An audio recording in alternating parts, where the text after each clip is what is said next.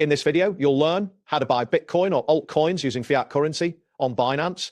By following these steps, you will successfully complete your purchase and manage your cryptocurrency effectively. Start by navigating to the Binance website or opening the Binance mobile app. Sign in to your account with your credentials. Once you are logged in, locate the Buy Crypto or Wallet section on the home screen.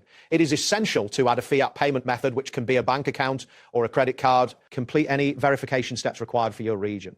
This verification may include identity checks or document uploads. Ensure that your payment method shows as active and approved, as this will enable you to use fiat on Binance. Next, access the Buy Crypto option from the main menu. Here you will see a list of cryptocurrencies available for purchase.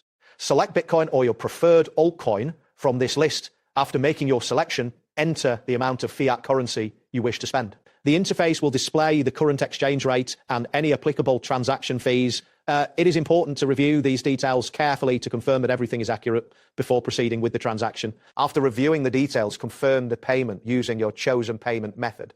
This action initiates the transaction process. Depending on the payment method and your internet speed, the transaction may take a moment to process. Be patient and wait for confirmation that the transaction has been successfully completed. This confirmation may appear as a message on the screen or through an email notification. Once the transaction is confirmed, navigate to your spot wallet to check your updated balance. The purchased cryptocurrency will appear automatically in your wallet. It is advisable to save the transaction details for your records, as this information may be useful for future reference or for tracking your investments. Ensure that you monitor your wallet periodically to stay informed about your holdings. That wraps up today's guide. Thanks for watching, and catch you in the next tutorial.